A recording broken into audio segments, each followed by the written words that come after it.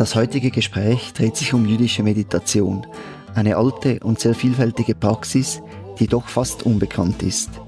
Ich hatte das Glück, mit Gabrielle Giraud-Peak nicht nur eine Lehrerin in dieser Tradition, sondern auch eine Theologin zu finden. Weil Gabrielle aus den USA kommt, haben wir das Gespräch der Einfachheit halber auf Hochdeutsch geführt. Wir sprachen darüber, wie sie Atheistin wurde, Mathematik studierte und dann zu zweifeln begann und so zur Meditation kam. Sie erzählt, wie diese so ganz anders war, als was sie bisher von ihrer Religion kannte. Wir sprachen über verschiedene Meditationspraktiken, insbesondere die Passage-Meditation und die Meditation mittels der hebräischen Buchstaben, über die Unterschiede zwischen Gebet und Meditation und was allenfalls das Ziel der Meditation ist. Gabrielle berichtet auch vom Buchstaben-Yoga bis hin zur Zahlenmystik und der Kabbala. Sie erzählt, wie sie am Gymnasium, wo sie als Englischlehrerin tätig ist, Meditation für LehrerInnen und SchülerInnen zu unterrichten begann und was ihre Erfahrungen damit sind.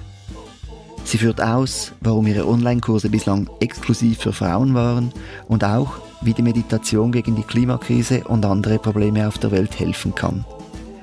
Und sie gibt auch Literatur- und Online-Tipps, wenn jemand ins große Thema jüdische Meditation tiefer einsteigen möchte. Es hätte noch viel zu besprechen und erforschen gegeben, aber jetzt erstmal viel Inspiration und Vergnügen mit diesem Gespräch. Das ist Meditationsszene Schweiz. Ich bin der Lukas Wittmer.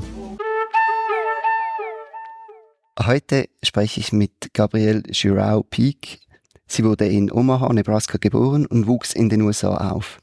Von 1990 bis 1991 praktizierte sie kurzzeitig buddhistische und transzendentale Meditation.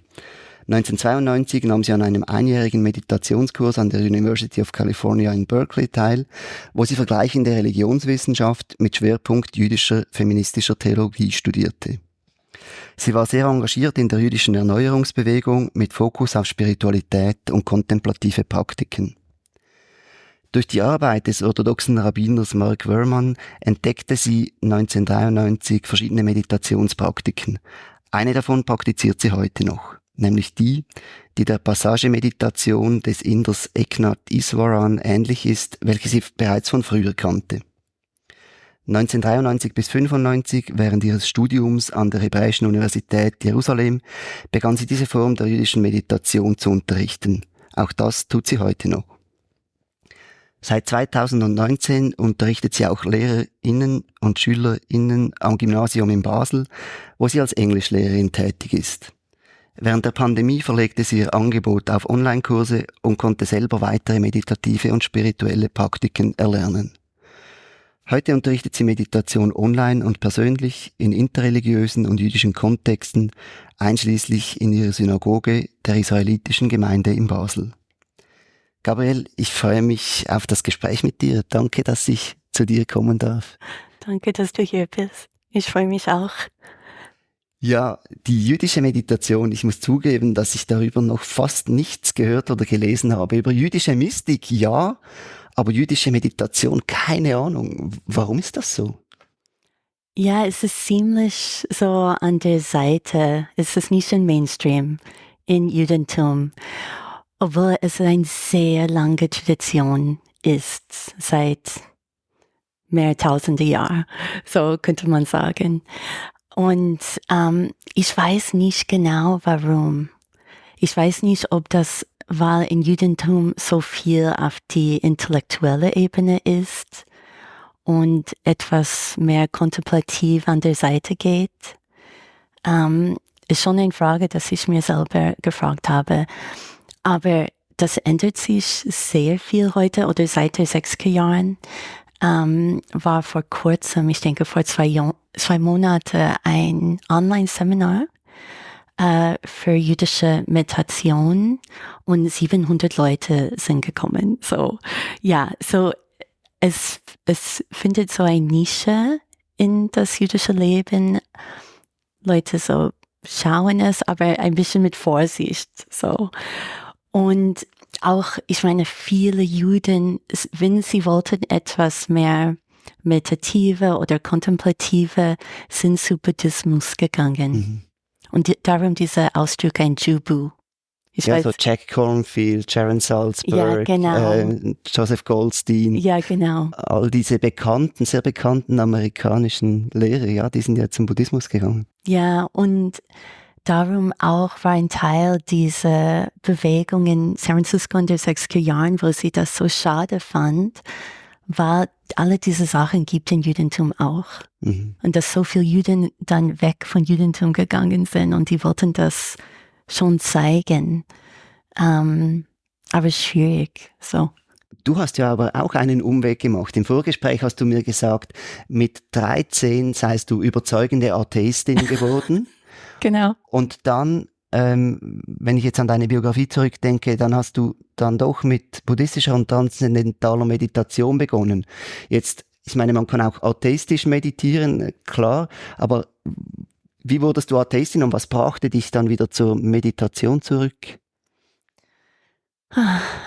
Okay, erst, was braucht mir zu Atheistin zu sein? War das die Frage?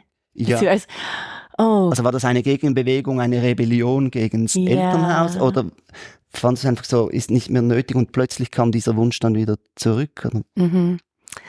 Ja, so, ich war sehr involviert in meine Synagoge bis mein Bat Mitzvah mit 13. Das ist diese wie eine jüdische Konfirmation. Und dann, ich habe angefangen, ich war immer sehr involviert seit der Primarschule in der Mathematik. Auch an Wettbewerbe und so. Und mit 13 noch stärker und ich denke, es war auch teilweise ein sehr pubertierend, so gegen besonders meine Mutter. Mein Vater war mehr so komplex in seiner Praxis und ich war dann in einer Gruppe mit 4 Jungs, wo wir viel an diese Mathe-Wettbewerbe gegangen sind. Und sie haben mir ein bisschen zu dieser kommunistische, atheistische Welt gebracht. Und ich habe das angenommen. So. Und ja, aber, und ich habe eigentlich in Berkeley angefangen in der Mathematik. Ich war auch an der Mathe-Mannschaft da. Aber als ich in die höhere Mathematik kam, hatte ich wirklich eine Krise. Auf verschiedene Gründe. Teilweise, das war wegen die Trauma in meiner Familie. Mein Vater war Kind in KZ und mehr 1000 Familienmitglieder sind ermordet worden in der Shoah. Und es war teilweise, dass wenn ich in diese höhere Mathematik gekommen bin, ich habe plötzlich gesehen, dass es auch ein menschliches Konstrukt ist. Früher, es hat mir irgendwie einen Boden gegeben. Ich dachte, okay, Mathematik, Wissenschaft, auch alle diese Mythen der früheren, wie heißt das, Enlightenment? Die Aufklärung. Aufklärung. Ich habe das war wie meine Glaube. Und dann plötzlich, ich habe gesehen, oh mein Gott, es ist nicht universell, diese mathematische Sprache oder Gedanken, ist extrem beeinflusst von Kultur und so. Und ich hatte wirklich eine Krise mit diesen 2 Sachen an der Uni, die zusammengekommen sind. Und wie es üblich war in Berkeley, bin ich weg von der Uni. Drop out, drop in, so. Und, aber ich könnte in Berkeley bleiben für dann und wirklich war ich dann auf eine spirituelle Suche.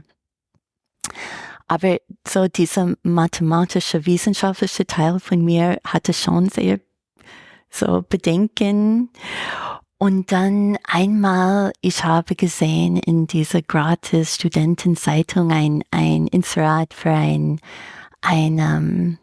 Shabbat mit einer Frau Rabbiner, was ich bis dann nie gehört habe. Und ich dachte, okay, interessant. Aber ich hatte ein bisschen diese innere Kampf zwischen Interesse und Suche und die mathematische Seite, die sagt, oh, das ist so blöd und bla. Aber ich bin gegangen. Und das war ein Teil dieser Erneuerungsbewegung. und das war schon, nachdem du transzendentale und buddhistische Meditation mal so kurz angeschaut hattest und das war es dann nicht ganz. Ja, genau. So, ich habe das zuerst probiert und dann ich bin genau auf diese Shabbat gegangen und es war total anders als von meiner Kindheit. Ich meine, wir haben alle in einem Kreis gesessen, es war sehr hippie-mäßig mit so Trommel und so. Und durch diese Frau Rabbiner, ich hatte schon so eine dieser Unitive Experiences. So dieses verbindend Einswerden. Genau. Ja. Und dann ich habe angefangen mit ihr zu lernen. Sie war auch Kabbalistin. Und sie hat mir dann überzeugt, zurück an die Uni zu gehen und diese vergleichende Religionswissenschaft zu studieren. Und ja, und sie hat mir wirklich bekannt gegeben, so ich konnte durch sie diese ganze Erneuerungsbewegung in die Bay Area, in San Francisco und Berkeley kennenlernen. Und da ich habe dann angefangen und es hat mir sehr geholfen. Und seitdem ich wirklich bin auf diese Suche, aber ich konnte wieder gewinnen, so ein bestimmter Glauben, so, die für mich sehr heilend war, auf verschiedenen Ebenen. So, ja, ich hoffe, das hat das geantwortet, ich weiß nicht. Was ich auch spannend fand, du hast dann offenbar bei einem orthodoxen Rabbi hast du weitere Techniken oder Praktiken kennengelernt und ich habe mich gefragt, wie geht denn feministische Theologie mit einem orthodoxen Rabbi zusammen? Sind das nicht total unterschiedliche Welten? So, ich habe nicht persönlich mit ihm studiert, es war sein Werk. Er hat so ein ganz tolles Buch über hunderte von jüdischen meditative Praktiken und er hat schon in diesem Buch probiert, ein bisschen die feministische Bewegung entgegenzukommen. So ein bisschen. Und ich meine, heutzutage bin ich immer noch in einer orthodoxen Synagoge. Diese israelitische Gemeinde Basel ist orthodox geführt, was manchmal für mich sehr schwierig ist.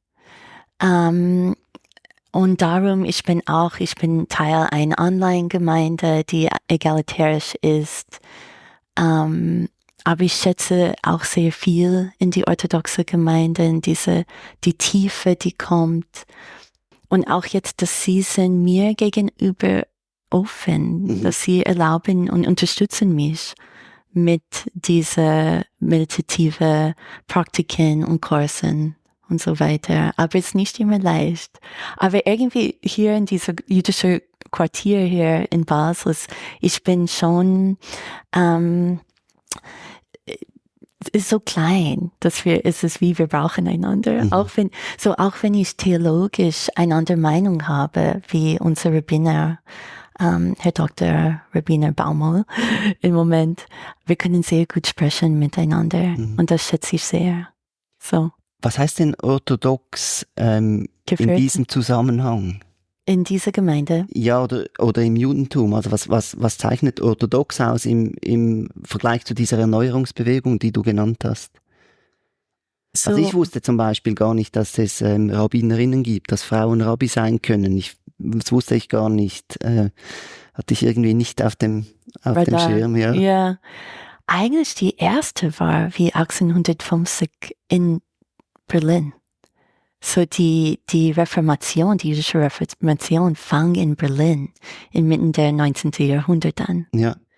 Und dann war blockiert dann durch die Shoah. Und dann es fang wieder erst mit die Frauenbewegung in den USA. Und die erste Frau Rabbiner dann in diese liberale Strömung war 72. Ja. So, ich meine, es ist schon sehr kompliziert. Es gibt sehr viele Strömungen innerhalb der Orthodoxie und was liberal ist. Aber ich denke, die Hauptsache ist für die Orthodoxen, dass sie das Halacha, das jüdische Gesetz, als verbindlich nehmen. Wobei die Liberalen haben mehr so, sie vielleicht hören zu, aber es ist nicht unbedingt verbindlich. Und darum, es gibt viel mehr Raum für Frauen, Sachen zu machen, ja. Ich könnte noch 10 Stunden drüber sprechen. Genau diese Themen. Aber ich weiß nicht, wie viel du möchtest davon. Ja, ich möchte es so viel wie nötig ist, dass man auch über Meditation sprechen kann. Aber das war ja spannend, oder? Als ich mich informiert habe für diesen Podcast. Ja. Ich habe ja gesagt, ich habe nicht so viel oder keine Ahnung eigentlich über jüdische Meditation. Und ich habe dann auch gegoogelt und habe auch ChatGPT befragt. Und da kommt immer so raus, ja, jüdische Meditation. Da muss man zuerst mal sehr viel über das Judentum wissen. Und das ist sehr verzweigt in sehr viele Unterströmungen, die zum Teil sehr unterschiedlich sind. Extrem. Ja. Und zwar bei Dingen, die ich dann doch ziemlich so aus dem Christentum kommend fundamental angeschaut habe, wie zum Beispiel die Vorstellung von Leben nach dem Tod oder Seele oder Seelenwanderung. Ich glaube, da gibt es ja auch sehr unterschiedliche Strömungen innerhalb des Judentums. Und das war mir auch nicht bewusst, weil so groß ist das Judentum ja dann auch nicht, als rein zahlenmäßig gesehen. Ja. Das finde ich faszinierend. Ja. Und darum vielleicht ist auch so der nächste Themenkomplex, den ich spannend fände, nämlich so, ja, was ist denn jüdische Meditation überhaupt? Wenn du da etwas dazu sagen kannst. Und wir können es natürlich dann auch auf die Praktiken einschränken, die du praktizierst, aber vielleicht einfach so ganz grundsätzlich, welche Rolle hat Meditation innerhalb des jüdischen Glaubens und auch was ist Meditation? Also was wird da als Meditation definiert? Ich meine, ich denke, im Gegensatz zum Beispiel zu Buddhismus, es ist keine Muss im Judentum, wie die Halacha, das jüdische Gesetz, die Gottesdienst. So. Und vielleicht darum wird es für viele nicht so wahrgenommen. Und es war oft am Rand, oft als esoterisch angeschaut.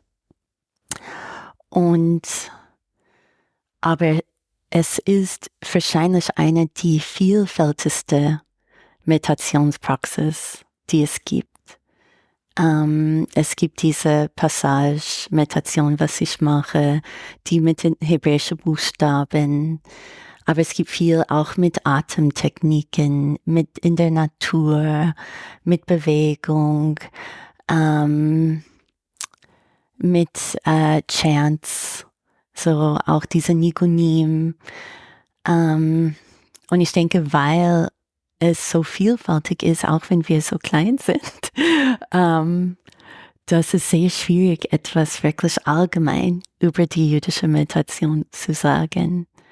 Aber wenn du möchtest, ich kann über diese 2 Strömungen etwas sagen. Oder? Ja, vielleicht noch eine oder 2 Fragen zuerst.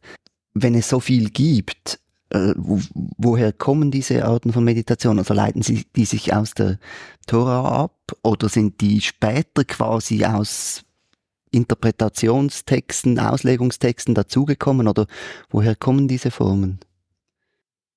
Ich meine, diese eine Lehrerin von mir in Jerusalem, die Jiska Smith, wirklich sagt, eine die Gebote in Torah, dass man nicht nach dem Auge und nicht nach dem Herzen, ist eine die älteste Meditationen oder Achtsamkeitsübungen. So, wenn die Augen weggeht oder die Herzen weggeht, dass man es zurückbringt. So, man kann das wirklich in Torah vielleicht sehen. Oder dieser Rabbiner Mark Verman sagt, dass eine die älteste jüdische Meditation, die alle praktizierende orthodoxe Juden jeden Tag machen, ist diese Shema-Gebet. Ob du das als Meditation definieren würdest, weiß ich nicht. Aber dass wir wirklich sehr kontemplativ diese Hauptgebet von Judentum, dieser erste Satz, zusammen sagen. Wie bitte? Wie lautet der? Shema Yisrael, Adonai Eloheinu, Adonai Echad.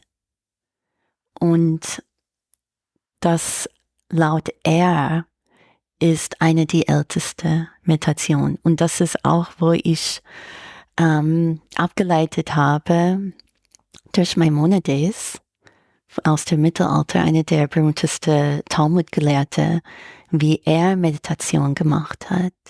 Weil er hat wirklich auch auf diesen Schema-Satz als Satz und dann zu den Buchstaben, zum Beispiel der letzte Buchstaben, diese Dalet, Echad, wirklich auf diese Buchstaben meditiert, so auf dem Satz, auf jedes Wort. So, das gibt den Talmud schon. Und dann, es gibt auch viel unter zum Beispiel die Chassidim, die oft eine Stunde meditiert haben, bevor sie überhaupt zu die Tefillah, die Gebete gegangen sind. So ein Chassidismus, es gibt schon ein Schwerpunkt drauf. Und dann viel durch die Kabbalah, durch jüdische Mystik, sind verschiedene Praktiken auch gekommen. Was ich jetzt spannend finde, als ich gefragt habe, wie lautet das, hast du Hebräisch gesprochen. Aha, Muss das quasi auf Hebräisch gebetet oder rezitiert werden? Oder könnte ich das gerade so gut auf Deutsch machen? Als Meditation oder als Gebet? Ja, das ist jetzt spannend, weil genau da zeigt sich wahrscheinlich der Unterschied. Wie siehst du das? Das ist auch, wo die Orthodoxen und die Liberalen sich unterscheiden. Für die Orthodoxen ist ganz wichtig, dass das auf Hebräisch ist. Bei den Liberalen ist oft in Landessprache oder abwechselnd zwischen Hebräisch und Landessprache. Wie ich das in meiner Praxis mache, wenn ich ein jüdisches Gebet nutze, dann ich mache das schon auf Hebräisch. Aber du verstehst Hebräisch. Ich also verstehe für dich Hebräisch. erschließt sich da dann der Wortsinn, es ist nicht einfach nur ein Klang, sondern es ist wirklich, du verstehst es, oder? Ich verstehe, Ja. aber ich muss auch sagen, ich oft ändere es, weil Hebräisch ist eine binäre Sprache, weiblich-männlich, und die Gebete sind in männlicher Sprache, und ich oft ändere das in weiblicher Sprache, so dass Gott wie mit mir als Frau spreche. So, das ist auch vielleicht, findet man nicht so viele Leute, die das machen, aber ich mache das. Und, aber zum Beispiel in meiner Praxis, so dieses Schema und den Rest, es gibt ein paar Paragraphen, ist schon das Kern meiner Praxis. Aber ich immer mache andere Gebete dazu, aus Native American, katholisch, St. Francis von Assisi oder sowas, Buddhismus, aus der Bhagavad Gita oder so. Und dann ich mache das schon auf Englisch. So, ja. Und du hast ja gesagt, eben, meinst du als Gebet oder meinst du als Meditation? Wo siehst du denn da den Unterschied? Was ist der Unterschied zwischen Gebet und Meditation für dich? So für diese Praxis, diese Passage Meditation, ist, dass man denkt nicht an die Bedeutung von den Wörtern. Es ist schon mehr dem Klang. So. Und dass man jeder ganz langsam durchgeht und dieser Klang wie kleine Perlen tropft in den Unterbewusstsein.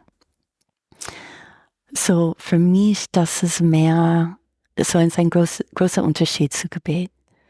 Weil Gebet auch oft bei den Orthodoxen wird sehr schnell gesagt. Diese hebräische, so, weil die Gottesdienst so lang ist und dann, oder wenn sie vorsingen, das Torah, wird sehr schnell oft.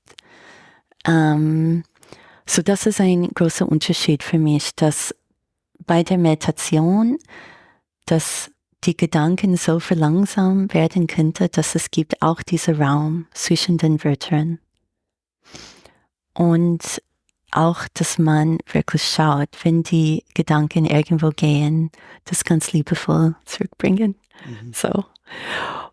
Und dadurch, wenn man nicht auf eine bewusste Ebene meditiert drauf, dass für mich, dass sie eine stärkere Kraft haben, von innen uns als Menschen zu ändern. So, zum Beispiel mit diesem Gebet von St. Francis von Assisi.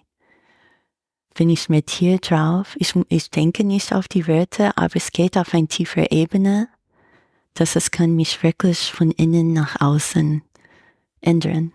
So das ist für mich ein Unterschied. Und ich komme auch durch Meditation, was auch vielleicht für Gebet ein Ziel ist, diese tiefe Verbindung mit den Unendlichen, wie man das auch nennt, Gott oder See der Liebe oder was auch immer. So das für mich dieser Unterschied zwischen den beiden. Es ist vielleicht nicht ein ganz schwarz-weiß Unterschied. So, es ist ein bisschen fließend. Ja, ich möchte gerade noch auf die Passage-Meditation zurückkommen, auch wie die funktioniert und vielleicht auch welche Passagen da geeignet sind und welche eben doch nicht, obwohl ja, wie du jetzt gesagt hast, vielleicht der Inhalt gar nicht so wichtig ist, sondern mehr wie das quasi in den Geist kommt. Irgendwie scheint mir noch ein spannender Gegensatz, aber du hast jetzt etwas erwähnt, das so in Richtung, was ist das Ziel der Meditation? Diese Passage Meditation. Oder? Gibt es unterschiedliche Ziele von unterschiedlichen Praktiken? Ich meine zum Beispiel die Meditation mit den hebräischen Buchstaben hat schon andere Ziele. Obwohl zum Beispiel die Meditation auf den Tetragramm, diese Yud He Vav He, das ist schon auch die Gedanken zu stillen, oder? Aber auch durch die Buchstaben diese ganz starke Verbindung mit Gott zu bekommen. In Judentum diese Namen Gottes so wichtig, die unausgesprochen sein wird, oder? Die, ich denke, im Christentum anders wird. Es wird als Yahweh oder so ausgesprochen. Ja. Diese Yud He Vav He. Aber die Meditation mit den hebräischen Buchstaben zum Beispiel, das ist mehr wie göttliche Energie zu kanalisieren und in diese Welt zu bringen. Aber auch mit der göttlichen Energie zu verbinden. Und für mich ist das schon anders als diese Passage Meditation. Also lass uns mal bei der Passage Meditation bleiben und vielleicht mal sagen, wie funktioniert die? So, es sollte schon, weil, wie gesagt, diese Wörter gehen auf eine sehr tiefe Ebene der Bewusstsein. Die Gebete, die man wählt, sollten schon etwas, die man will, weil sehr stark ändert man. So es ist, ich denke, wichtig, wohin man gehen will. Wie will man spirituell wachsen, als Mensch wachsen? Wie will die eigene Herz wachsen lassen? Aber zum Beispiel an der Schule mit Schülern, die vielleicht nicht gläubig sind. Aber ich habe viele, die auch gläubig sind. So zum Beispiel ich meditiere mit Schülern eines Muslime, eines griechisch-orthodox, eines katholisch oder sowas. Und jeder hat von seiner eigenen Tradition ein Gebet. Zum Beispiel der Muslim finde ich sehr wichtig, wenn er auf Arabisch meditiert. So. Aber es gibt auch die aus ein nicht religiöse Zuhause kommen und manchmal sie nehmen ein Gedicht, die inspirierend ist für sie. Also man sucht eigentlich einfach mal einen kurzen Text. Oder länger. Oder länger, aber man muss ihn auswendig lernen, oder? Aber man lernt es auswendig. Zum Beispiel ich mache auch Prediger Kapitel 3 auf Hebräisch, die ganze. Wie lang? Ich weiß nicht, wie lang das ist. Jetzt hast du mich erwischt. Oh, ich meine, ich weiß auch nicht, wie lange es aber ist. Aber lang in dem Fall. Aber wenn ich meditiere drauf, es braucht schon eine halbe Stunde, so, dass ich durch kann. Und das ist vielleicht 30 Verse oder 25 Verse, sowas. Aber für die Schüler, die können auch zum Beispiel Bon Jovi, Living on a Prayer oder sowas, wenn das inspiriert sie und sie haben einen Zugang dazu. Und dann ist für mich auch wichtig, dass sie lernen, ihre Gedanken zu verlangsamen, zentriert in sich zu kommen.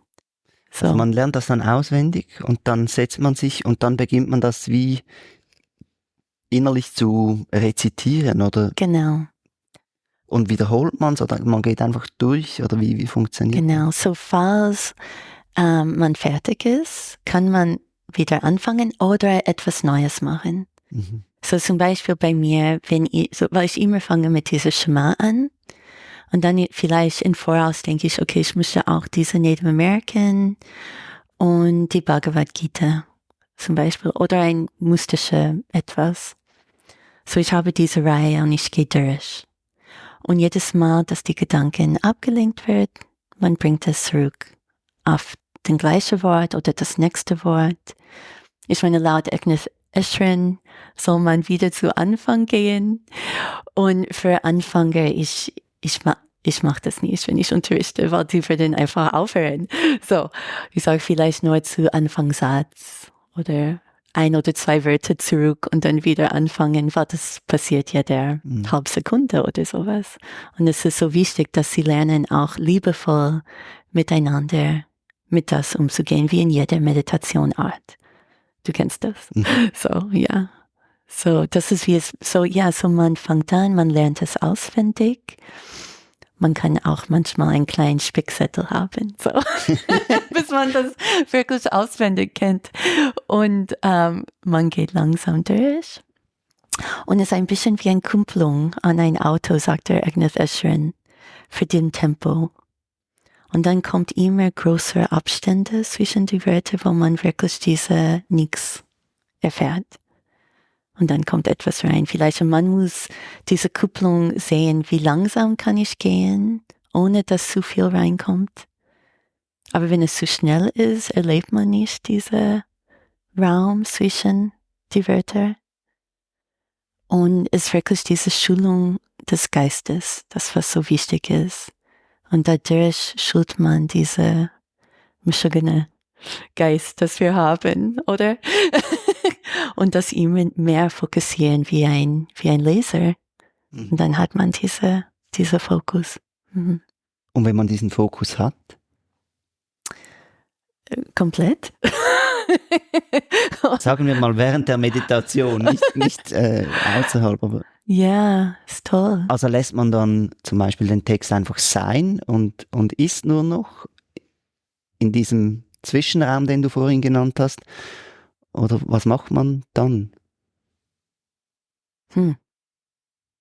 Ich meine, für mich selber komme ich an, wie ernannt diese See der Liebe. Und dann ist wirklich einfach diese Herzpräsenz. Mhm. Aber ich bin selber noch nicht so weit, dass es so lange dauert, ohne etwas so. Ich kann für mich noch nicht sagen, wie viel man das macht. Und ich denke vielleicht, was auch ein Unterschied zum Beispiel zum Buddhismus ist, im Judentum ist nicht wirklich ein Ziel, in so einen Zustand zu kommen, auf längere Zeit. Im Judentum ist sehr wichtig, hier zurückzukommen und wirklich die Gebote auszuüben und Tikkun Olam, diese Heilung der Welt, in dieser Ebene zu praktizieren. So es wird nicht sehr viel Wert auf, ich kenne mich nicht mehr die Ausdrücke im Buddhismus, aber Nirvana oder sowas zu kommen, das ist nicht wirklich ein Ziel von jüdischer Meditation. Mhm. Im Buddhismus gibt es ja auch, und auch in Christentum gibt es zum Teil so Rückzugszeiten, wo man wirklich eben ins Retreat geht und da lange praktiziert. Gibt es so etwas im Judentum auch mit der Meditation? Ich meine, es gibt jüdische Meditationszentren, die das anbieten für so eine Woche oder so, aber auch nicht mit der Absicht, das wirklich als Praxis. Ich denke, das ist schon ein großer Unterschied. Also was heißt, sie bieten es an, aber nicht als Praxis? Da macht man da noch viele andere Dinge nebenher, oder was meinst du damit? Das, was ich meine, ist vielleicht, man geht für eine Woche und schon praktiziert diese eine Art der jüdischen Meditation, aber es ist nicht gemeint, dass man etwas das länger macht.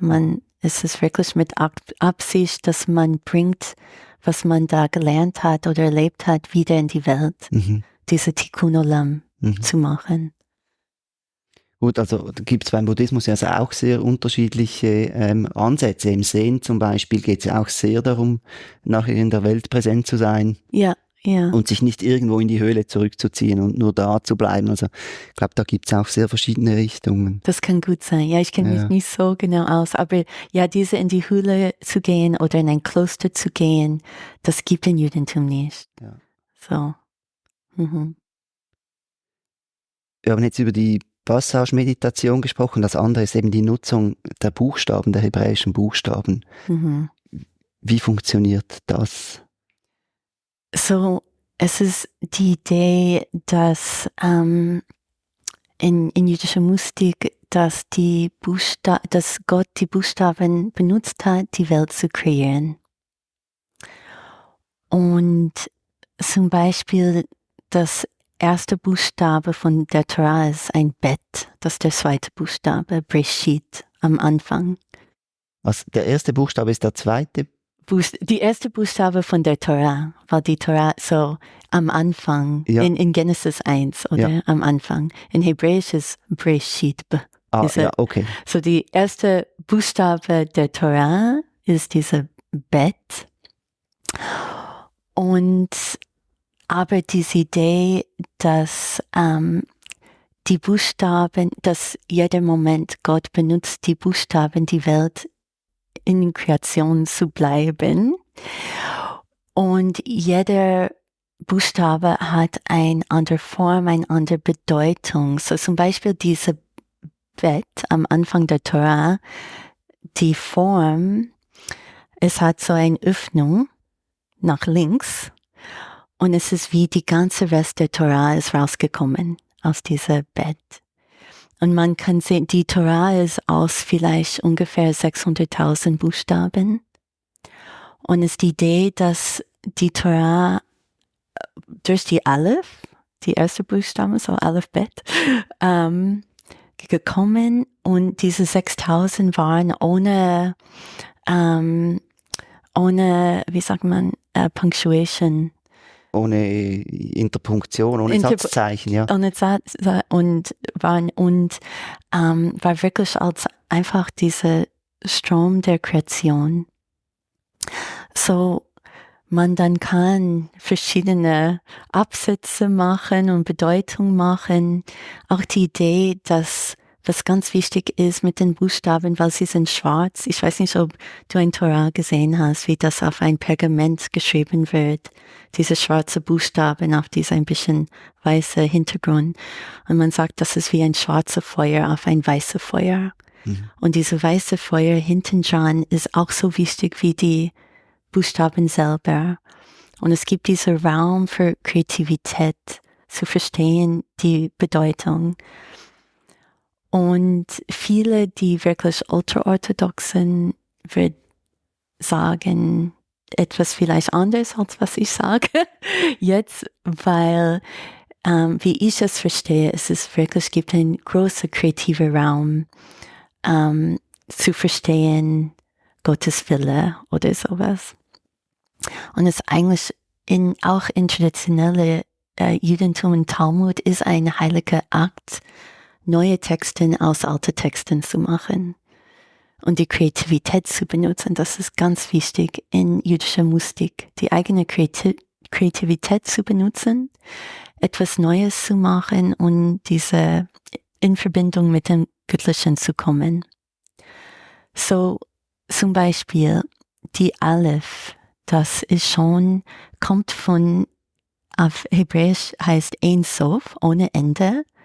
Das ist das erste Mal, dass aus dem Unendlichen etwas singulär kommt. Dieser erste Buchstabe Aleph. Und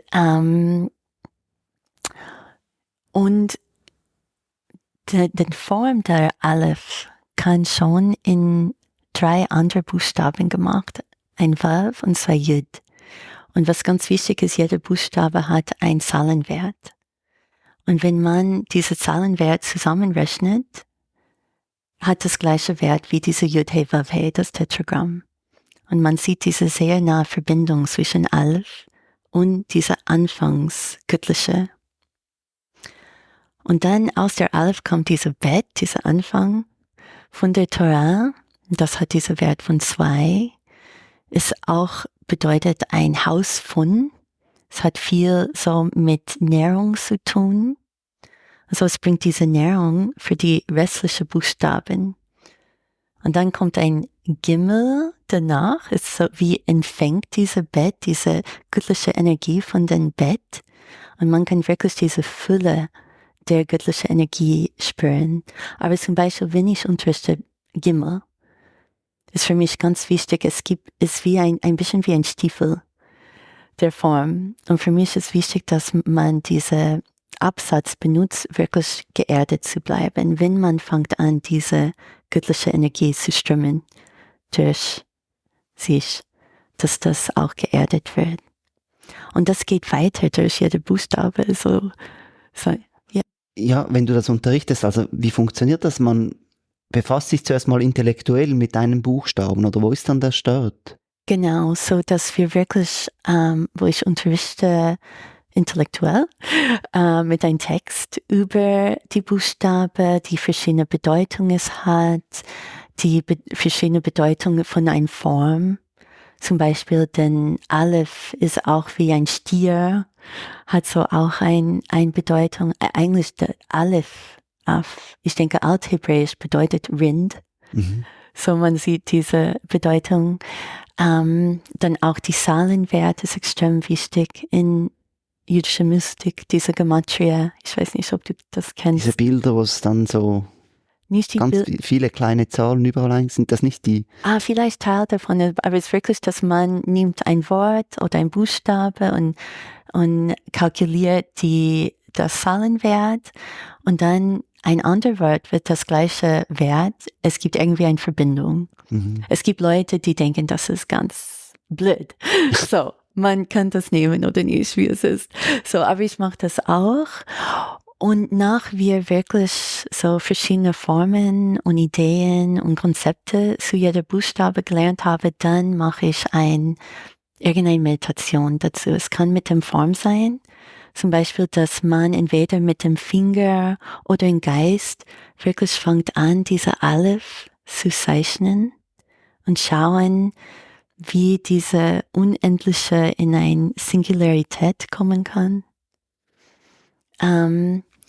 Oder mit dem Bett, die offen ist an einer Seite und hat wie eine Wand, dass man kann schon, das ist dann mehr visualisieren, dass diese Wand hinter sich ist und diese Nährung, die durch die Bett kommt, kommt durch sich selber. Man wird sehr genährt durch diese göttliche Energie und kann das weitergeben dann auf dem Gimel. So, das sind ein paar Beispiele. Und leitest du das dann an? Oder ist das quasi eine Instruktion und dann sitzen alle selber da und machen das? Unterschiedlich. So manchmal ich leite das oder ich nur gebe das als Impuls und dann lasse Zeit für denen, das selber zu machen. Und es ist ganz, ganz wichtig, dass sie zu sich selber zuhören dann. Und ja, wie gesagt, es ist besonders in jüdischer Mystik sehr wichtig, die eigene Kreativität dazu zu bringen. Du hast gesagt, man stellt sich das vor oder man geht dem quasi auch nach. Welche Rolle hat der Körper in dieser Meditationstechnik? Also ist das rein geistig oder spürt man auch körperlich etwas? So man kann das, besonders zum Beispiel mit den Yud-He-Vav-He. Ich denke, ich habe diese ein Bild vielleicht geschickt. Ja, aber du musst es erklären, weil die Leute... Ich erkläre das ist so, es gibt schon ein relativ populäre jüdische Meditationstechnik mit der Tetragramm, wo diese kleine Jud ist, visualisiert man auf dem Gesicht. Dann die obere He ist mit den Schultern und Armen. Der Vav, der Oberkörper und dann der unteren He, der Hüfte und den Beinen. Und ich manchmal verbinde das auch mit dem Atem, nicht nur der Visualisation, aber ich nehme erst ausatmen, dass die Energie von den Jud nach oben verbindet und dann einatmen mit der He hier, so Schulter und Armen, dann wieder ausatmen, Verb, weil das ist auch der Verb, ist ist wie ein kleines Rohr. Es verbindet nach oben und dann wieder erdet man durch die Hüfte und die Beine. So. Es gibt auch ein Alphabet-Yoga, so, wo es gibt auch diese jüdische Yoga-Praktiken und das wird auch sehr populär.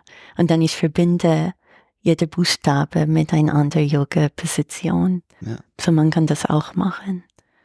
Aber das ist dann wirklich quasi ein Gemisch zwischen östlicher und jüdischer Tradition. Also das ist nicht irgendwie eine Entwicklung, die auch schon Tausende von Jahren alt ist. Nein. Aber ich persönlich finde es toll, wie wir voneinander lernen können. Ja. Weil jede Religion hat eine Stärke und vielleicht, wo es braucht, ein bisschen Unterstützung. Und das ist, wo ich denke, Judentum kann viel profitieren. Zum Beispiel von Hinduismus. Mhm. Ja, ich fand es spannend. Ich habe auf Insight Timer, ich weiß nicht, ob du diese App kennst, ist ein Meditationstimer und aber auch hat sehr viele Meditationen drin. Da mal nach jüdischer Meditation gesucht und auf Deutsch habe ich gar nichts gefunden und auf Englisch gibt's einiges und ich habe dann 2 oder 3 von diesen Meditationen gemacht und die eine war eine so quasi liebende Güte, Loving Kindness, ähnliche Meditation. Ich weiß nicht mehr, wie dann... Chesed vielleicht. Ja, genau. Ja, aber kam mir sehr bekannt vor von dem, was ich praktiziere, war sehr ähnlich. Ja. Und die andere war eine Shalom, eine Friedensmeditation. Mhm. Und das schien mir auch so universell, dass ich, also, da kann man wahrscheinlich dann gar nicht mehr sagen, was ist jetzt Ursprung und woher kommt's. Also. Ja. Ich meine, vielleicht was ich auch weniger, aber auch manchmal unterrichte, ist die Meditation mit den Sephirot. Ich weiß nicht, ob du kennst die kabbalistische Sephirot. Das ist dieser Baum. Dieser kabbalistische Baum. Und dieser Chesed ist eine von dieser Sephirot, dieser Loving Kindness, Also der Baum, das sind die 10. Die 10. Emanationen Gottes. Was ist Emanation in Deutsch? Habe ich nur gehört. Ja, also die Ausdrücke Gottes. Was könnte man auch sagen. Ja. 10 Erscheinungen nicht. Ja. Und also kannst du da etwas dazu sagen? So, weil in Kabbalah ist ganz wichtig, dass diese göttliche Energie und Licht strömt nach unten und nach oben immer wieder und man kann es wirklich durch die 10 Sephirot strömen lassen. Das ist auch eine Form der Meditation und wirklich dann zu erden und dann wieder nach oben. Was auch diese Idee, dass was hier passiert, spiegelt, was oben ist und umgekehrt. So. Und dass es vielleicht ein Spiegelbild von diesen 10 Sephirot oben ist. Und wenn wir das durchgehen kannst und die Chesed ist an der rechten Schulter, wenn du drauf meditiert hast, so kommt man wirklich auf diese Seite und man kann das dann auch wirklich mit dem Körper verbinden. So Keter, dass diese Krone ist, diese ganz oben, ist auch ähnlich zu viel andere, oder? Und dann Chochma, Weisheit, dass der rechte Gehirnhälfte, Bina, Verständnis, der linke Gehirnhälfte und dass diese Energien gehen durch die ganze Körper nach unten und dann wieder nach oben. So, das ist auch, wo es mit dem Körper verbinden kann und auch, ich auch und viele anderen auch integrieren das mit dieser jüdischen Yoga, wo das man auf ein bestimmtes Sephira, das ist die Einzelform, oder mit 2, zum Beispiel Herz und Hut, Tiferet, das ist das Herz, und Hut, das ist der linke Hüfte, kann man verschiedene Yoga-Positionen machen, das zu verbinden. Okay. Ja. Ja, spannend. Ja, ist cool. Du hast jetzt die Kabbalah erwähnt. Das ist ja eine mystische Tradition, der im Mittelalter, also in unserer Zeitrechnung im Mittelalter entstanden ist, oder? Nein. Es geht schon zurück in die Torah. Aber und grundlegende Werke stammen dann aus dieser Zeit, oder? Ich meine, ist umstritten. Okay. Weil es gibt schon diese Merkava-Tradition, das ist ein Chariot, Ein Wagen. Wagen, diese was ist dieser Name? Es ist Eliyahu mit dieser Wagen in den Himmel geht. Ezekiel. Ja. Excuse me, Ezekiel. Und so schon die Idee, dass schon diese kabbalistische Tradition mindestens da, so schon vor die Zeitrechnung angefangen hat. Und es ist nicht ganz klar, diese grundlegenden Werke, wann sie genau geschrieben wurde, weil die in dem Mittelalter, sie haben sie schon gesagt, sie sind von vor 1000 Jahren geschrieben. Mhm. Ob das wahr war, ist eine andere Frage. Oder ob es mehr einfach für die Legitimation quasi. Genau. Ja. Man weiß nicht genau. Es gibt kein akademische, wirklich etwas, die genau sagt, wie, wann. Und dann für Kabbalisten, die schon wirklich glauben, dass das, zum Beispiel, dass die Sefer Yetzirah mit Abraham angefangen hat. So, dieses Buch der Kreation. Und wie steht denn die Kabbala jetzt im gesamten Judentum? Also ist das wieder eine spezielle Strömung oder ist das so etwas, da können alle sagen, ja, ich praktiziere auch noch Kabbala, oder ist das dann quasi so, wenn du das machst, dann bist du aber hier nicht, oder? Also heißt, du ist wirklich so ein Zweig, ein Gleis Nein, quasi und nein. das andere Gleis geht in die andere Richtung, oder ist es eng verwoben und man hat etwas mehr oder etwas weniger davon in seiner Praxis und in seinem Glauben? Ja, ich denke, im Judentum der Mystik ist und die Kabbalah ist sehr wichtig, dass das noch verbunden ist mit die Halacha, mit das jüdische Gesetz, mit den Geboten. Mhm. So es wird nicht wirklich als eine andere Strömung, wo man nur das praktiziert. Und vielleicht darum von ChatGPT ist gekommen, dass man muss wirklich viel über das Judentum wissen, wirklich das Meditation oder der Mystik zu praktizieren, weil wirklich Kabbalah zu machen, braucht man das Gesamtheit. Das Judentum ist nicht ein Zweig, die separat praktiziert werden wird. So. Weil es ist ja noch spannend, es gab so, ich weiß gar nicht, wie es heute ist, aber so in den 90er Jahren, Ende 90er Jahre, Madonna zum Beispiel, war doch irgendwie, plötzlich war Kabbalah da sehr populär und wurde praktiziert und dann, glaube ich, aber zum Teil auch sehr falsch interpretiert. Ich habe irgendeinen Text gefunden, wo auch davor gewarnt wurde, wenn man sich mit Kabbalah beschäftigt, dass es sehr viel Literatur gibt, die eben irreführend oder nicht wirklich auf der Tradition beruhend ist. Ja, genau. Und auch, wie du sagtest, im Mittelalter war schon eine Abzweigung, weil es war irgendwie zwischen christlicher und jüdischer Mystiker Austausch und dann kam ein christlicher Zweig der Kabbalah und das ist schon ganz anders als die jüdische. Und dann, ich kenne mich eigentlich nicht so aus mit diesen Medane-Sachen, aber ich habe gehört etwas davon und ich glaube, das ist nicht unbedingt verbunden mit wirklich jüdischer praktizierende Kabbalah. Ich bin nicht sicher, ich kenne mich nicht aus, aber ich habe auch sowas gehört, dass es irgendwie Nochmals etwas mehr so aus der quasi Esoterik ja, genau. Ecke. Ja, und dass sie diese rote Faden tragen oder so. Es tut mir leid, ich kenne mich nicht mehr aus. Nein, das zeigt ja nur, es gibt dann Dinge, die quasi den gleichen Namen tragen, aber eigentlich etwas ganz anderes sind. Ich meine, es kann sein, dass Madonna benutzt diese kabbalistische Baum auch oder vielleicht benutzt sehr viel ähnliche. Ich weiß nicht, wie sie das praktizieren. Ja. Ich habe nur auch gelesen, dass etwas wird nicht ganz in Anführungsstrichen koscher, sozusagen, wie sie das machen. Ja. Das bringt mich vielleicht von diesen, ja, wie ich sehe, wirklich nicht ganz einfachen Praktiken zum Teil, vielleicht mehr so auf deine Erfahrungen zum Unterrichten. Du hast vorhin schon erwähnt, du machst das in deiner Schule, wo du als Englischlehrerin tätig bist am Gymnasium. Ja. Wie reagieren die SchülerInnen oder auch die LehrerInnen, wenn du das unterrichtest? Also wie führst du das ein zum Beispiel? Meditation ist ja populär. Ja. Heute Achtsamkeit, es gibt x Apps und so. Ja. Wo machst du das und also in welchem Kontext und wie ist die Reaktion?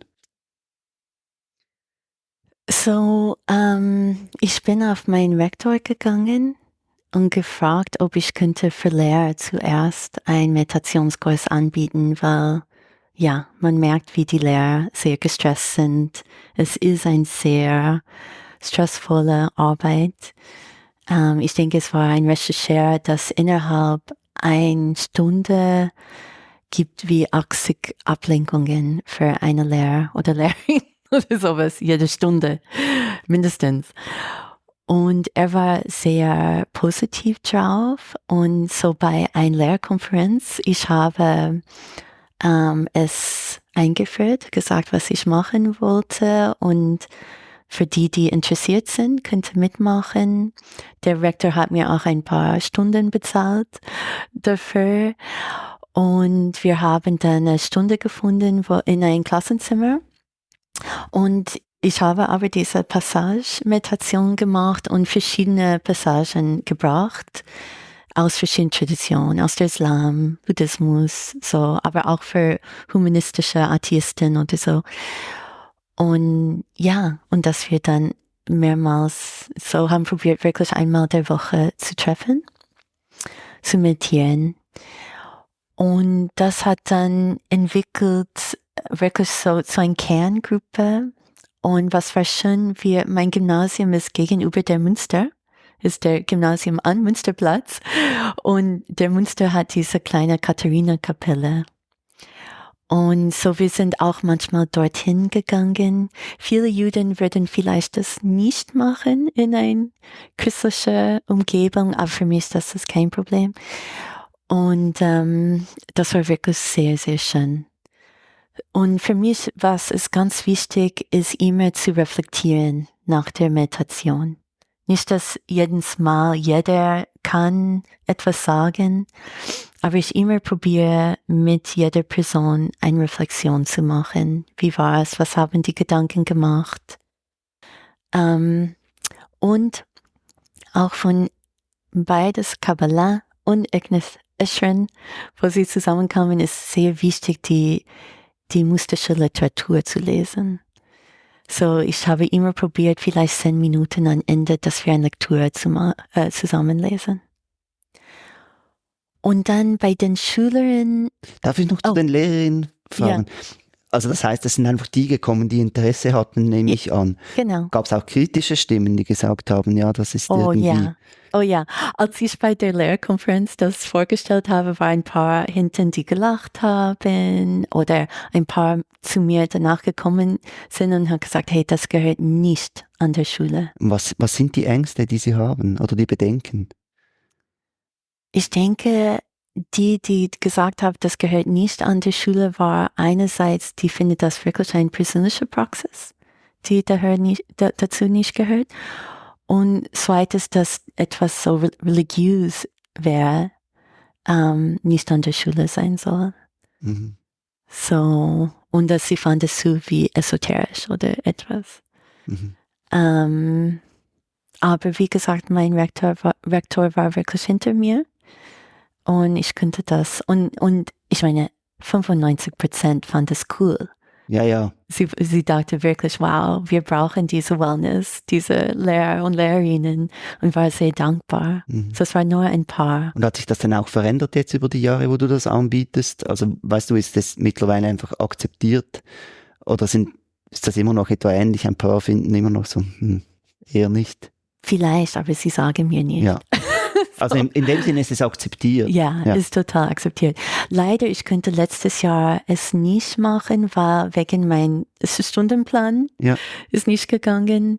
Aber ich hoffe ab August wieder das zu machen. Und eigentlich der Präsident der Lehrerkonferenz ist wieder auf mich gekommen und hat gesagt, bitte, dass bei die Eröffnungskonferenz, dass bitte wirklich die Lehrer sagen, hey, es gibt dieses Angebot, es ist toll, es hilft uns alle. So, wenn ihr wollt. Und du machst das für die Lehrenden einfach für ihre persönliche Praxis, nicht damit sie es den Schülern und Schülerinnen vermitteln können. Genau. Ja.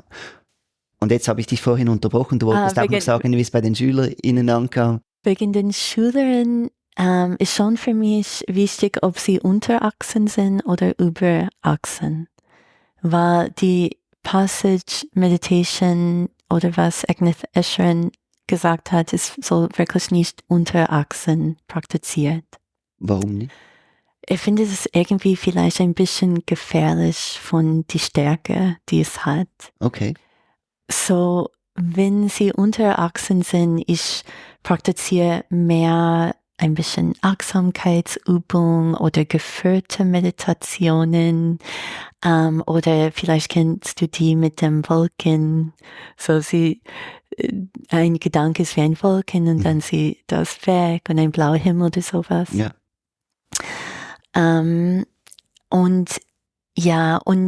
Aber wirklich, ich habe probiert, wirklich eine ganze Lektion pro Woche das zu anbieten, aber das war zu schwierig für die Schüler. Und jetzt ich mache es in der großen Pause, das ist so 20 Minuten. Und aber wirklich so viele Jungs kommen, sie erzählen wirklich von ihrer Ängsten, Nervosität und sie wollen etwas damit machen und sie sind sehr dankbar. Oder zum Beispiel in einer Lektion manchmal am Ende, vielleicht gibt es 2-3 Minuten am Ende und ich sage, oh, was sollen wir machen? Und dann, oh, lass uns meditieren. Die fragen mich so, ich mache es so. Und das in die letzten Jahren, wir haben eine Vervierfachung von Gymnasiasten, die wirklich Zusammenbrüche haben, sehr viele schwierige psychische Probleme haben, wirklich ein fehlender Sinn des Lebens. So, und ich probiere das auch ein bisschen anzubieten, mit denen das zu helfen und ein paar wirklich nehmen das an. Und vor 2 Tage war der Abschlussfeier und wirklich mehr Schüler sind auf mir gekommen und haben gesagt, wirklich danke für diese Meditation, es hat mir so viel geholfen. Sie wirklich schätzen das und das finde ich so, ist so schön, ist eine schöne Sache. Siehst du auch einen Unterschied im Umgang miteinander unter den Schülern und Schülerinnen, wenn sie Meditation praktizieren? Schon, Ja. ja. Und ich meine, was ich auch probiere allgemein für meine Kurs, ich meine, wo ich normal unterrichte, immer sage, Laptop zu, Telefon aus an der Seite, wenn wir anfangen, dass immer ich Laptop zu. Und für mich ist ganz, ganz wichtig, dass sie lernen, wenn ich spreche oder wenn ein Klassenkamerad spreche, dass sie probieren, ihre volle Aufmerksamkeit, was ganz schwierig ist. Und manchmal ich gebe sie so ein Ziel. Schau, ob ihr für 5 Minuten wirklich ihr Gedanken hier im Klassenzimmer haben können. Oder? Und nicht wie Schüler, Gymnasiasten sind, dass sie denken an Wochenende. Das sind nicht nur die Gymnasiasten, das sind wir doch alle. Oder? Wochenende, vielleicht kiffen, Sex haben, oder? Was sie denken. Ich sage, bitte die Gedanken zurückbringen.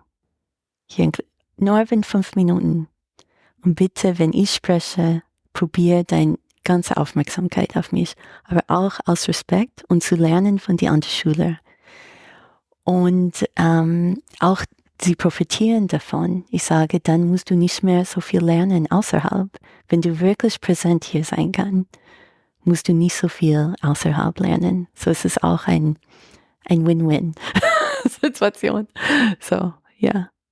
Aha. Während der Pandemie hast du auch Online-Kurse begonnen. Ja. Und ich habe einen Flyer oder 2 Flyer sogar gesehen, einen älteren auch noch. Und die sind speziell für Frauen, die Kurse. Habe ich so angefangen. Warum speziell für Frauen? Weil ich dachte, wenn ich jüdische Meditation mache und ein bisschen in Verbindung, ich war nicht sicher mit meiner Synagoge, der eher orthodox ist, in einen interreligiösen Kontext, wie weit ich gehen könnte. Weil es ist schon, in Judentum Männer und Frauen beten nicht zusammen. Bei den Orthodoxen. Das ist schon ein Unterschied bei den Liberalen. Ich bin so aufgewachsen, dass wir zusammen waren. Aber da ich schon hier in dieser Gemeinde bin, ich dachte, ich fange an, probiere erst nur bei Frauen, wenn das schon ein Schritt ist, das interreligiös zu machen. Ich dachte, das war schon ein groß genug Schritt zu machen. Darum. Und es ist auch vielleicht aus der feministischen Theologie auch schön, manchmal diese Frauen Raum zu haben. Und ich habe schon Teilnehmerinnen gefragt, ist das okay, wenn ich aufmache für Männer? Und alle haben gesagt, bitte, die wollten das nur für Frauen behalten. Aber ich unterrichte Männer gern. Ja. So, diese Workshop in Mai in der Synagoge war Männer und Frauen zusammen. Aber das war ein erstes Mal in so einer Form in dieser Synagoge, war ein Schritt. So. Aber sie haben zugestimmt. Aber sie haben zugestimmt. Aber nicht in der Synagoge selber, in der Gemeindesaal. Ja. So, ja. Aha. Und du hast jetzt den interreligiösen Dialog angesprochen. Das ist ja etwas, womit du dich auch sehr beschäftigt hast. Das habe ich in der Einleitung nicht gesagt, aber ich glaube, du hast sogar ein Buch geschrieben zum interreligiösen Dialog. Ja, zu Dialog, ja, genau. Und auch ein Studie zu, eine interreligiöse Studie zu Frauen in Leitungspositionen in die abrahamitischen Gemeinden in der Schweiz. Ja. Ja. Und aber diese Dialog. In diesem Kurs, den du angeboten hast, hat es funktioniert? Also kommen da Frauen aus verschiedenen Religionen oder ist es dann doch tendenziell aus deiner Gemeinde? Nee, das ist wirklich von verschiedenen, aber meistens bis jetzt, ich habe eine Muslime, sie will kommen, aber sie näht in der Zeit, sie hat einen Nähkurs und dann kann ich kommen. So ist es bis jetzt, die anderen, die kommen, sind Christen. Ja. So, Christinen, ja. Aha. Und was ich auch gesehen habe, dass du da unter anderem mit Passagen arbeitest von Jamie Korengold, die auch den Spitznamen The Adventure Rabbi hat, weil sie sehr viel mit Meditation in der Natur arbeitet. Ja. Ist das auch für dich ein Thema? Ja, unbedingt. Inwiefern? Auf verschiedenen Ebenen.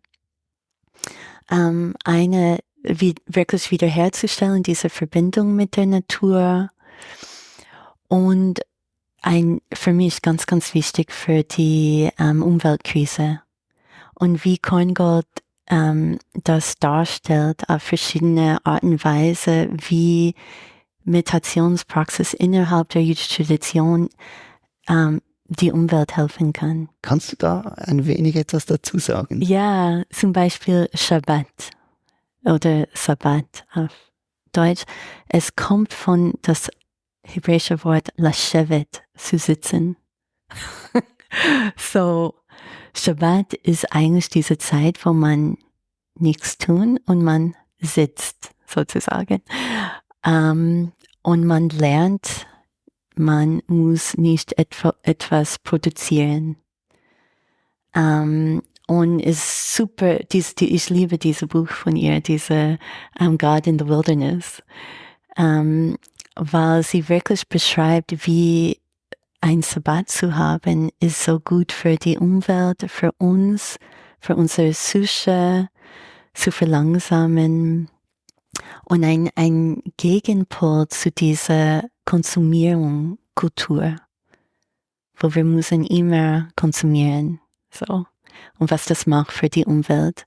Und einen Tag zu haben, wo wir nicht konsumieren, wo wir verlangsamen. Das ist ein Beispiel von was sie macht, was ich so toll finde. So, ja.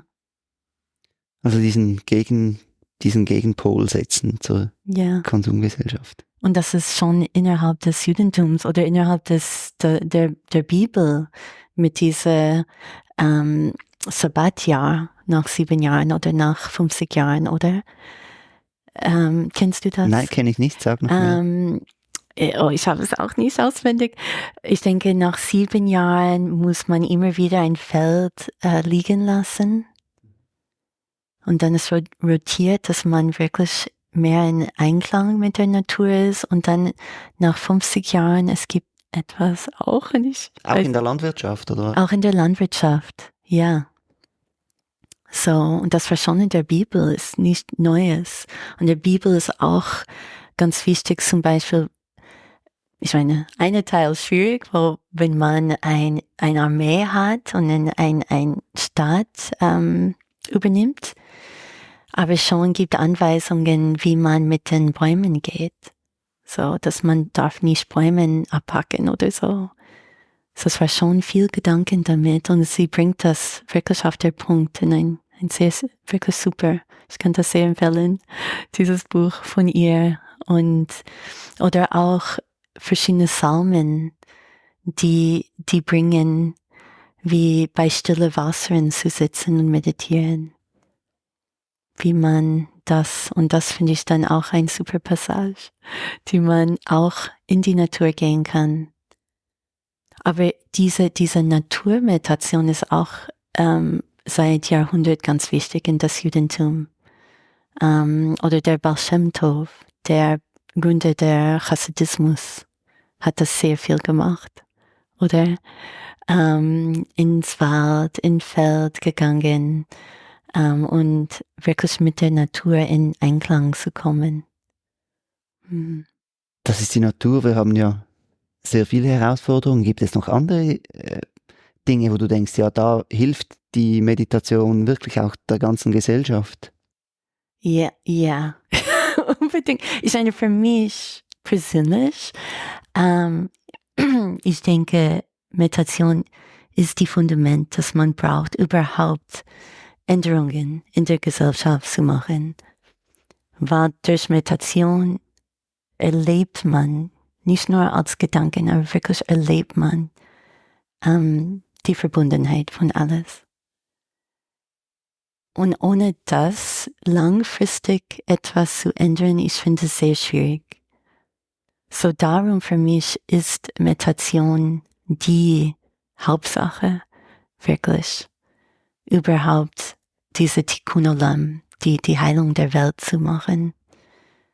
Wo man sieht, dass man kommt und sieht, okay, das ist alles, du kennst das.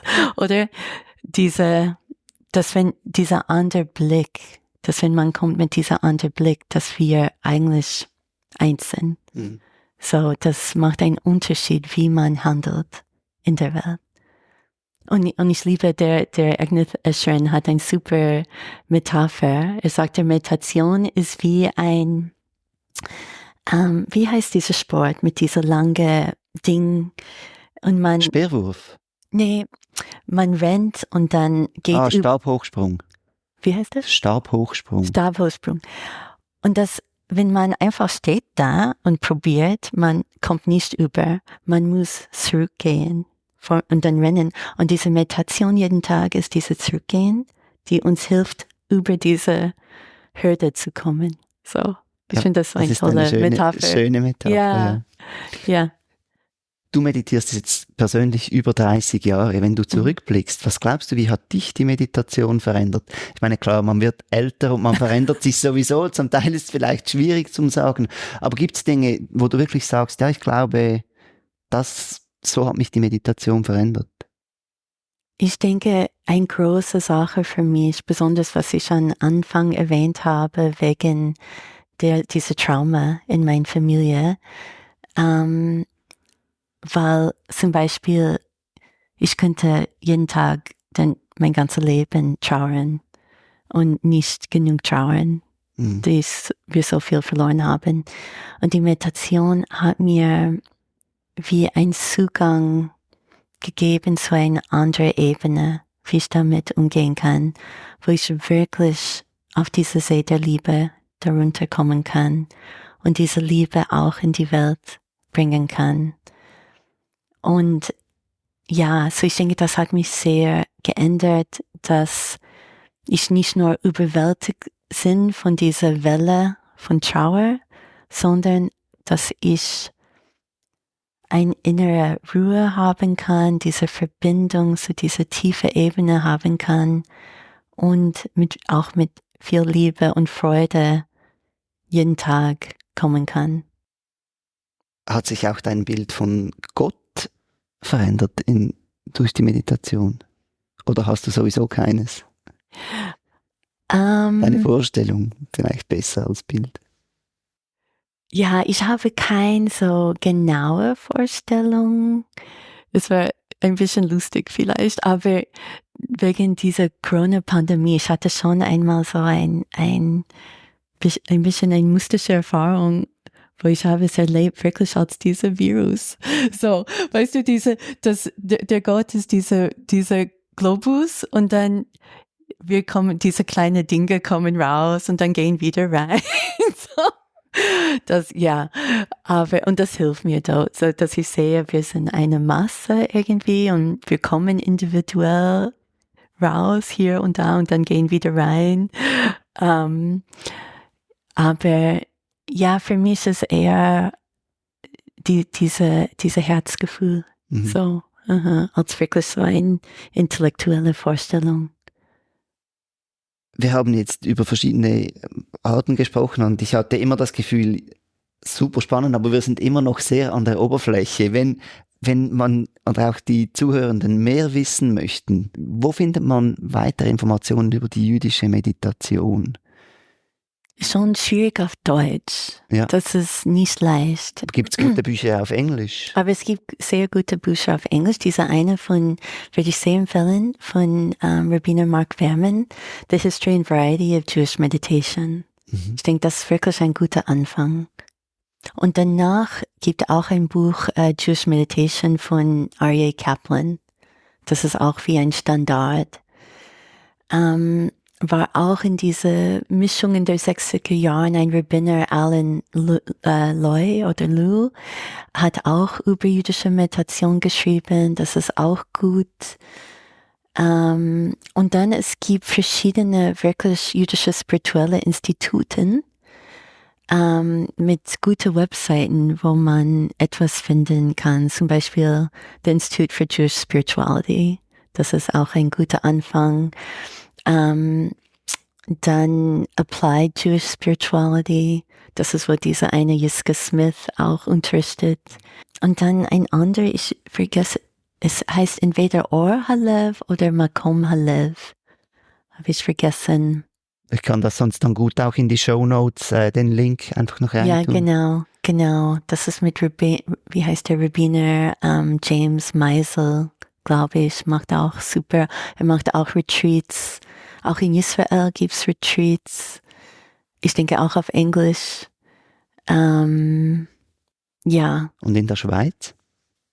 Nein, überhaupt nicht. Gibt's wenig oder nichts? Ja, nee, kein. Und Lehrende? Lehrerinnen, Lehrer? So, es gibt noch, ich kenne ihn persönlich nicht, aber ich habe sehr Gutes über ihn gehört. Er heißt Gabriel Strenger. Ich denke, er kommt aus Basel, aber lebt in Jerusalem, aber kommt immer hin und her. Im Lassalhaus hat er zum Teil Kurse, habe ich gesehen. Ja. Okay, ja. Ich habe sehr Gutes von ihm gehört. So, das könnte ein Ort in der Schweiz sein. Aber außerdem... Natürlich du. Ja, ich... Natürlich auch.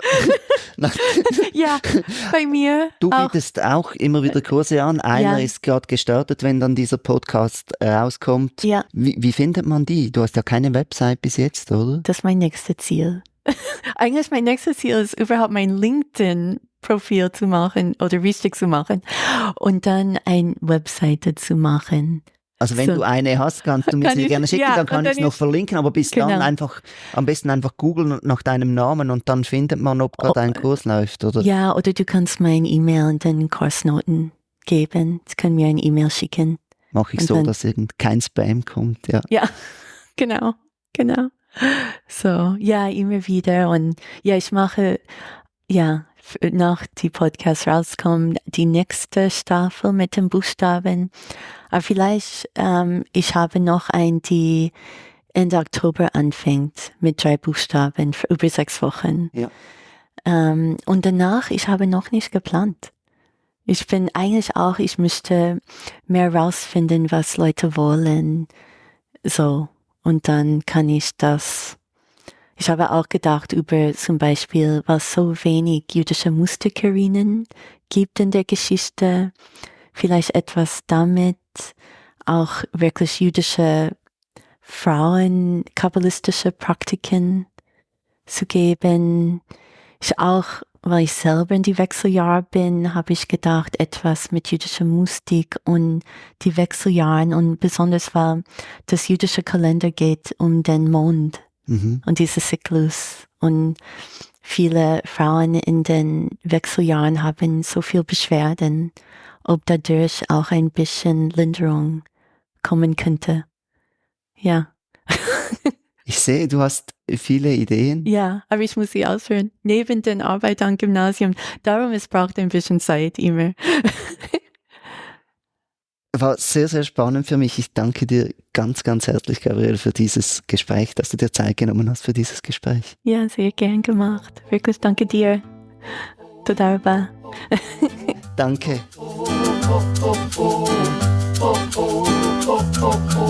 Das war Meditationsszene Schweiz, ein Podcast von mir, Lukas Wittmer.